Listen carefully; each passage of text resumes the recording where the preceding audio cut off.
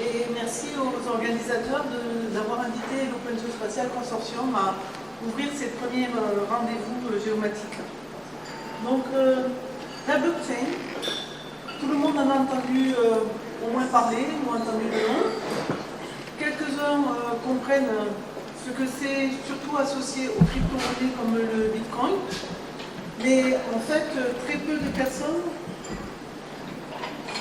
connaissent vraiment tous les usages qui commencent à se développer, qui sont en cours de développement en dehors des crypto-monnaies.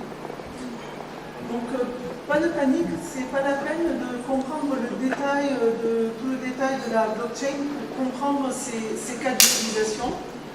Et mon objectif ici est justement de vous expliquer où on en est et d'ouvrir un petit peu les esprits. On utilise tous aujourd'hui Internet sans connaître forcément tous les détails de TCP/IP, donc il n'y a pas de problème dans ma présentation de la technique. Alors, qu'est-ce que c'est la blockchain et pourquoi un consortium comme l'Open Geospatial Consortium, dont la mission est de faire progresser l'élaboration et l'utilisation de normes internationales et soutenir les services qui favorisent l'interopérabilité géospatiale, s'intéresse à cette technologie. Et on peut trouver diverses définitions de la blockchain, pas toujours très claires. Donc je vais m'en tenir à une qui me paraît simple et qui surtout contient tous les mots-clés qui sont importants. C'est la définition de Blockchain France, qui dit que la blockchain est une technologie de stockage et de transmission de l'information transparente, sécurisée et fonctionnant sans organe central de contrôle. Je vais revenir, vous allez voir, je vais développer dans ma présentation, vous verrez que tous ces mots ont un sens très important pour comprendre ce qu'est la blockchain. Alors à quoi ça ressemble concrètement? En fait, la blockchain c'est un registre qui contient des informations, des transactions, exactement comme un registre financier, qui sont regroupés en blocs, et ces blocs sont eux-mêmes reliés les uns aux autres, d'où le terme de blockchain. Alors ce qui est nouveau dans ce registre, c'est qu'il est distribué. C'est-à-dire que toute l'information n'est pas centralisée sur un seul ordinateur, l'information est dupliquée, synchronisée sur un réseau d'ordinateurs ou de serveurs qu'on appelle les nœuds. Ainsi, on va passer d'un modèle centralisé de confiance à un modèle distribué avec un ensemble d'acteurs qui vont stocker, dupliquer l'information de façon synchrone à travers tous les nœuds. Ça veut dire quoi? Qu'au lieu d'avoir un banquier, tout le monde va devenir banquier. Alors ce qui est fondamental, c'est qu'effectivement, il n'y a pas un organe central de contrôle et que tout est échangé et synchronisé. Pourquoi? Parce que ça rend le système qui est plus sûr, plus difficile à attaquer, parce que ça va être difficile d'attaquer tous les serveurs en même temps, et aussi plus robuste, parce que si un nœud arrête de fonctionner, le système continue à marcher. Et surtout, il n'y a pas de garant de la confiance sans... il n'y a pas d'organe central. C'est l'algorithme qui synchronise tous les serveurs et tous les registres à un instant donné. Et qui vérifie que tous les blocs sont corrects et qui crée les nouveaux blocs. Donc un bloc, à quoi ça ressemble? Donc un bloc, c'est d'abord un header qui contient des métadonnées et les transactions elles-mêmes. Parmi les métadonnées, il y en a deux qui sont très importantes. C'est l'identifiant du bloc, qui est un hash. Donc le hash, ça ressemble à celui qui est en bas. Et surtout, ce qui est aussi très important, c'est qu'il y a un rappel du hash du bloc précédent, de l'identifiant du bloc précédent. Et c'est ce rappel qui constitue la chaîne de la blockchain. Donc, à un instant T, on a une transaction qui est validée sur le réseau, qui est enregistrée avec d'autres transactions, et le bloc est validé par des nœuds, et on crée le premier bloc qui est donc identifié et daté avec des moyens et des techniques cryptographiques. Le bloc a un hashcode, et quand il y a des transactions qui se rajoutent, ce hashcode est rappelé dans le bloc suivant, ce qui fait qu'au bout d'un moment, quand plusieurs blocs s'ajoutent, il devient impossible de modifier les blocs passés, parce que sinon ça modifierait toute la blockchain et ça se verrait. Alors pourquoi c'est une révolution? Parce que la blockchain permet d'échanger de la valeur sans intermédiaire. Donc Internet permet de le faire déjà avec le pair à pair. On peut échanger sans intermédiaire, on peut s'envoyer une photo, on peut s'envoyer une vidéo. Mais en fait, ce qu'on s'envoie, c'est une copie. On garde tous une copie de la vidéo. Là, on veut échanger de la valeur. Ça veut dire quoi? Ça veut dire que si je vous donne 100 $, je ne dois plus les avoir. Je vous les ai donnés. Et donc, le pair à pair ne suffit pas. Il faut rajouter quelque chose pour pouvoir échanger de la valeur. Aujourd'hui, on passe par des intermédiaires de confiance, les banques, les notaires, pour pouvoir s'échanger ces valeurs. Mais ces intermédiaires, ils peuvent être mis en défaut.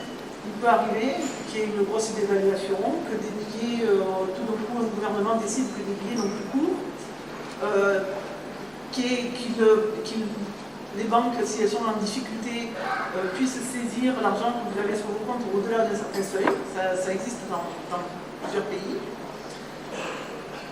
Donc, comment faire pour essayer de s'échanger de la valeur sans être dépendant de ces intermédiaires et donc contourner ou mettre en place autre chose que ces intermédiaires? C'est ça le gros facteur du changement de la blockchain. Alors là, je ne sais pas si on voit trop le détail, mais donc on a un petit peu l'historique qui a permis le développement de la blockchain avec le développement du pair à pair. Et en fait, c'est en 2008 qu'en pleine crise des subprimes, Satoshi Nakamoto, qui est un nom en fait fictif, on ne sait pas bien qui est derrière, c'est peut-être un groupe de personnes, a écrit un livre blanc sur ce que pourrait être une technologie qui pourrait permettre d'échanger des devises sans passer par une banque de façon électronique. En fait, il a émis le premier Bitcoin le 3 janvier 2009, donc ça va faire bientôt 10 ans. Et aujourd'hui, le Bitcoin a un cours. Ce matin, il valait 6 590 $ américains. Et il circule environ l'équivalent de 114 milliards de dollars de Bitcoin dans le monde actuellement. Ce qui est intéressant, c'est de savoir que la très très grosse majorité, peut-être l'ordre de 90% des échanges se fait dans des pays en voie de développement, parce qu'il y a plus de 2 milliards d'adultes qui ne peuvent pas accéder aux banques et qui, grâce aux monnaies numériques, peuvent quand même échanger de la valeur. Alors si on peut échanger de la valeur, si on peut échanger de monnaie, pourquoi on ne pourrait pas échanger autre chose qui a aussi de la valeur, mais qui ne soit pas des monnaies? Et en fait, c'est là que ça devient intéressant pour vous, et qu'on commence à ouvrir à d'autres usages. Mais il faut se poser la question de quels sont les types d'applications qui sont adaptées à bénéficier de la technologie blockchain. Donc déjà, il faut une notion de transaction entre de multiples parties ou participants qui se font partiellement ou pas de toute confiance, ça peut être partiellement, ou qui se font confiance mais bon, qui veulent diminuer le risque aussi, où la confiance est en général fournie par un intermédiaire, où on veut enregistrer l'authenticité de transaction et les rendre indestructibles, et il faut respecter des conditions de transaction, et on veut pouvoir garantir une valeur réelle. Typiquement aujourd'hui, il y a 3 catégories d'utilisation importantes qui se développent pour la blockchain. Donc la monnaie, c'est la première qui est connue, mais ça peut être aussi utilisé pour des tickets en ligne de spectacle ou des choses comme ça, sur lesquels on ne veut pas, si on se vend un ticket spectacle, on ne veut pas pouvoir rediffuser un ticket à tout le monde sur Twitter. Mais on peut aussi utiliser la blockchain, de plus en plus ça se fait en tant que registre. Par exemple, sur des documents qui sont officiels, comme le permis de conduire, il y a des expérimentations en Floride. Les diplômes, de plus en plus d'écoles considèrent la possibilité de développer des diplômes. Et à ce moment-là, vous verrez sur votre CV directement le lien qui authentifie le diplôme. La triche sur les diplômes, je pense que ça existe partout. Les certificats de naissance, en gros tous les documents officiels. Des propriétés foncières ou immobilières. L'accès à une propriété, si bien que s'il y a des pays où tout d'un coup le gouvernement a saisi les propriétés, là vous avez toujours quelque chose qui peut prouver que vous étiez propriétaire d'une maison. Mais aussi dans le domaine de la santé, les essais cliniques, il semblerait qu'il y a un gros problème de reproductibilité des essais cliniques parce que les gens peuvent modifier en cours d'essai soit les hypothèses, soit le nombre de participants, alors que là tout est enregistré, tracé, on ne peut pas revenir sur quelque chose qui a été défini avant. Ça peut aussi permettre de gérer l'accès aux données médicales personnelles. C'est de plus en plus, il y a beaucoup d'entreprises qui le mettent aussi en œuvre pour les chaînes d'approvisionnement quand il y a beaucoup d'intervenants et qu'on veut pouvoir vérifier la traçabilité. Du coup, ça sert aussi pour gérer la contrefaçon. IBM, par exemple, a mis au point des crypto-encres qui permettent de définir l'objet de départ et avec des techniques d'intelligence artificielle, reconnaître qu'à l'arrivée, c'est bien le même objet qui est livré. Il y a aussi la blockchain, le troisième cas d'utilisation, ce sont les contrats intelligents qui, en fait, ce n'est pas des contrats au sens juridique, c'est des transactions qui se déclenchent sur condition. Et l'exemple qui est souvent cité, c'est si par exemple vous prenez une assurance de transport pour un avion et que l'avion est en retard, dès que l'avion a enregistré son horaire d'arrivée, au lieu que vous ayez à faire des démarches, il pourrait y avoir un versement automatique d'argent sur votre compte. Les transports aussi, il y a des applications comme Arcade City donc, qui essaie de remplacer Uber en mettant en contact directement les clients avec les chauffeurs. Et donc dès que la transaction ils se sont mis d'accord sur la transaction est validée et le contrat s'exécute. Donc en fait, tout ça, c'est des exemples d'utilisation qui sont encore un peu du domaine de la recherche, ou en tout cas les entreprises font beaucoup de communication dans les médias sur leurs premières utilisations, ils font des livres blancs, pour le quoi c'est encore expérimental au stade recherche et développement. Ce sont des early adopters, si je peux utiliser le mot anglais.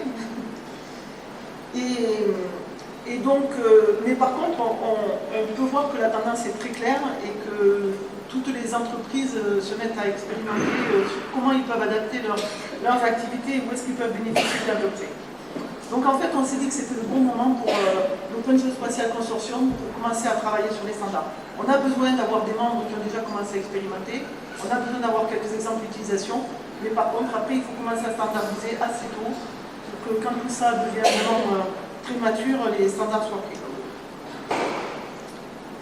Alors, ok, on doit travailler, mais qu'est-ce qu'on doit faire dans le domaine de la blockchain et des registres distribués en ce qui concerne les données géospatiales, puisque l'OGC est un consortium qui standardise sur les applications géospatiales. Alors quelque chose qui nous a confirmé quand même aussi qu'on était dans le bon tempo, c'est les conclusions de la 7e session du Comité des Nations Unies, UNGGIM, parce qu'on a des accords avec beaucoup d'organismes de standardisation et on participe à beaucoup de ces conférences, qui a attiré l'attention sur l'importance du travail du groupe ISO TC 307, qui a été créé en 2016 et qui traite des technologies de la blockchain et des registres électroniques distribués. Et cette session des Nations Unies a attiré l'attention en particulier sur les applications à la propriété foncière. Alors en ce qui concerne justement donc l'information géographique dans les applications blockchain, la première qui vient à l'esprit, c'est où a lieu la transaction, puisque toutes les transactions se passent à un endroit inclus.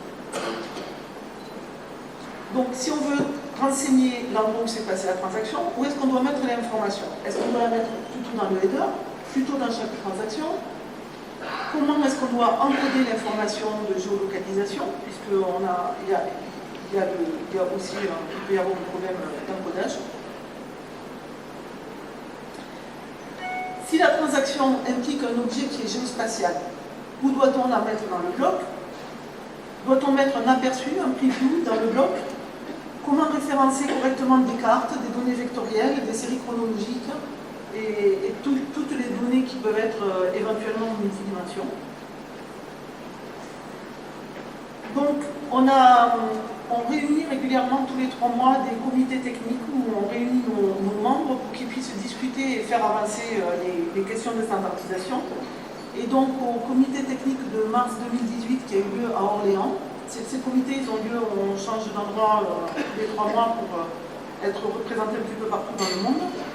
On a, à ce comité-là, donc en mars 2018, on a réuni la première session ad hoc d'un groupe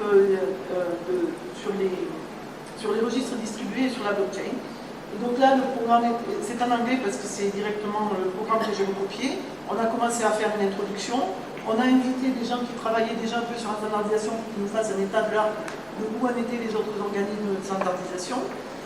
On a invité une association qui nous paraissait être un peu à l'avance, qui avait défini, qui a proposé un standard sur comment encoder la localisation de la transaction. Et en conclusion, on a essayé de voir est-ce qu'il faut qu'on crée un groupe, est-ce qu'on démarre des travaux à l'OGC ou pas. Donc en fait, suite à ça, on a effectivement décidé de créer un groupe thématique qui va nous permettre de dégrossir un peu toutes les questions qui sont en cours. Ce groupe, la charte est en cours de relecture, elle va être bientôt validée. Et d'ici décembre, on définira, les membres définiront 2 présidents pour gérer ces travaux. On va utiliser tous les moyens de l'OGC. On a un programme innovation qui permet de faire des expérimentations. Donc une fois qu'on aura vu les problèmes, on va regarder est-ce qu'on a besoin de standardisation ou est-ce qu'il y a déjà des solutions qui existent et qui permettent de régler nos problèmes. Et si on décide qu'il faut standardiser, on créera un groupe vraiment de standardisation. Alors sur où a lieu la transaction, donc je disais que l'association FOM avait déjà fait une proposition. Donc ils ont choisi ici, ils ont évalué tous les formats possibles d'encodage. Est-ce qu'ils étaient open, est-ce qu'ils étaient traités tous les endroits dans le monde, etc. Et ils ont proposé la définition du Crypto Spatial Coordinates qui permet d'encrypter en fait la localisation de la transaction. Donc ils prennent la géolocalisation en latitude longitude là, ils en font un GOH, ils l'ajoutent à l'adresse Ethereum qui est une solution de blockchain. Ils encryptent tout ça et ils le re-encryptent avec l'encryptage qui est utilisé pour la Bitcoin et qui permet de ne pas avoir 2 caractères qui sont simples. Mais ça va, pour définir un point, pas pour un indexage qui serait une dimension sur une trajectoire. Donc, ça va être un point de départ. On va discuter dans le groupe sur Bitcoin de l'OGC, mais il y a encore des travaux qui sont à faire là-dessus. Alors, l'OGC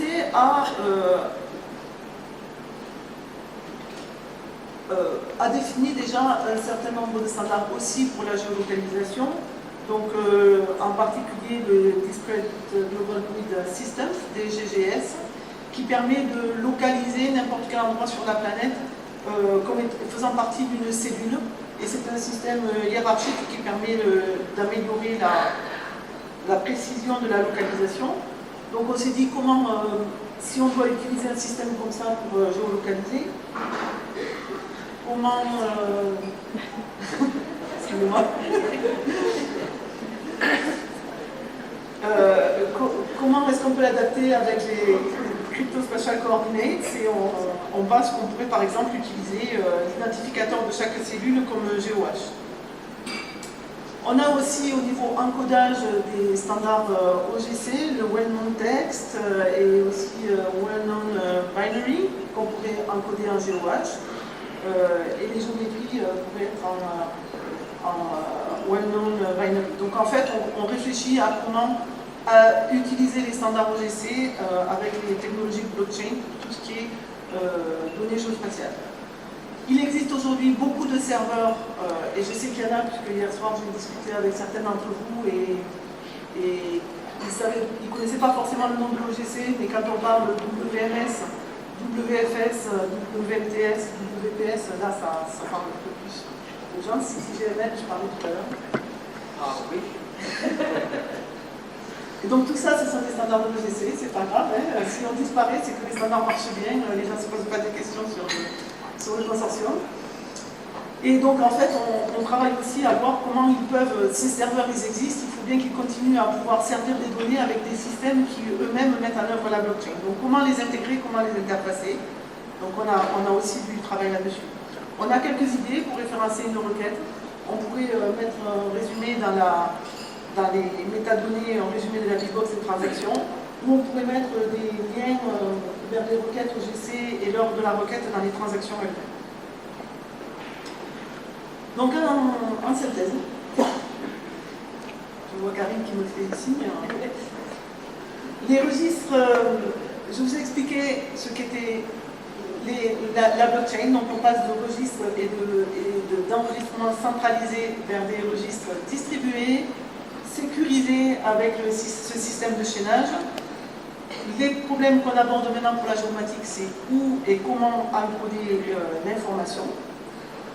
Donc, récemment, j'étais la semaine dernière à une conférence Inspire, qui est une grande conférence en Europe sur la donnée géospatiale, où un présentateur expliquait que avant on avait des modèles de distribution d'énergie qui étaient, il y a des coproducteurs et puis des utilisateurs et on distribue, alors que maintenant tout le monde peut avoir des panneaux solaires, revendre l'électricité qu'il produit via EDF en France par exemple, et redistribuer. Donc on est en train de changer le modèle pour aller vers un internet de l'énergie. Là c'est un peu pareil, la blockchain, beaucoup de gens considèrent que c'est en train de mettre en œuvre l'internet de la confiance. Et l'OGC a définitivement un rôle à jouer puisque l'information géographique est une caractéristique qui est présente dans beaucoup de transactions, à minima sur le lieu de la transaction, mais aussi on l'a vu sur les spécificités, les caractéristiques géographiques qui sont associées aux transactions. Donc on ne va pas remplacer les notaires et tout gérer avec la blockchain. Parce que par exemple la blockchain, la technologie ne permet pas de venir vérifier la validité initiale de votre titre de propriété chez vous dans votre domicile. Mais par contre, c'est vrai qu'on peut observer que c'est de plus en plus utilisé, il y a de plus en plus de cas d'utilisation qui sont définis. Et chaque fois qu'il y a des crises de confiance un peu, que ce soit dans les institutions bancaires ou autres, les gens le regardent de plus près. Alors, les entreprises, parce que si c'est utilisable entre particuliers, c'est utilisable pour les entreprises. J'ai cité les exemples de chaînes d'approvisionnement, etc. Les entreprises voient la blockchain parfois comme un danger, mais aussi comme une source d'opportunité. Et ce qui est intéressant, c'est que l'association de ces deux idéogrammes en chinois, ça veut dire crise. Alors, est-ce qu'on est dans une situation d'urgence, une situation de crise? Je ne sais pas, mais je pense qu'il faut s'y mettre et il faut regarder comment la blockchain peut servir vos besoins. Alors souvent la démarche des entreprises, leur démarche est encore un peu incrémentale. C'est comment je peux utiliser la blockchain mais sans changer mon modèle de business, en continuant à faire ce que je fais. Et c'est un petit peu ce que je vous ai présenté pour le moment avec l'OGC, c'est comment on peut continuer à utiliser nos standards, etc. Et c'est un peu un paradoxe parce que la blockchain, elle n'a pas été conçue pour servir des modèles existants. Elle a été conçue vraiment comme quelque chose de très innovant et comme une solution disruptive.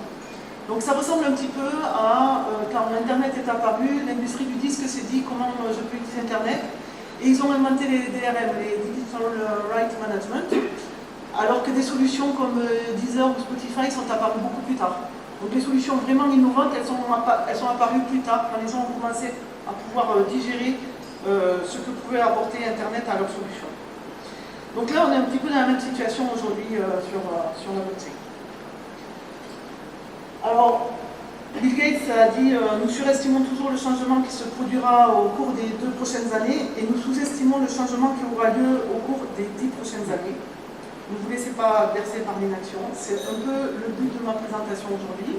C'est vous dire, tout n'est pas mature, c'est encore au stade de recherche. Il y a encore des inconvénients. La blockchain, elle a beaucoup de choses encore à améliorer pour devenir vraiment opérationnelle. Et puis, il faut pouvoir transporter de plus gros volumes de données, des choses comme ça. Mais bon, il faut commencer à regarder, à se renseigner, à réfléchir. Hier soir, j'ai parlé avec quelques participants qui m'ont dit « Ah oui, la blockchain, mais c'est pas pour nous ». Donc le but de cette présentation, c'était effectivement de vous dire que vous êtes géomaticien. La blockchain, c'est pas que les crypto-monnaies, ça peut être aussi pour vous. Et voilà, donc c'était le message important. Donc après, ce qu'on va faire à l'OGC, je vous invite à suivre nos travaux. On va continuer, on réunit donc des comités techniques tous les 3 mois. À partir de maintenant, tous les 3 mois, on va essayer de faire évoluer et progresser la standardisation sur ce sujet-là. Et si ça vous intéresse, je vous invite à suivre nos travaux.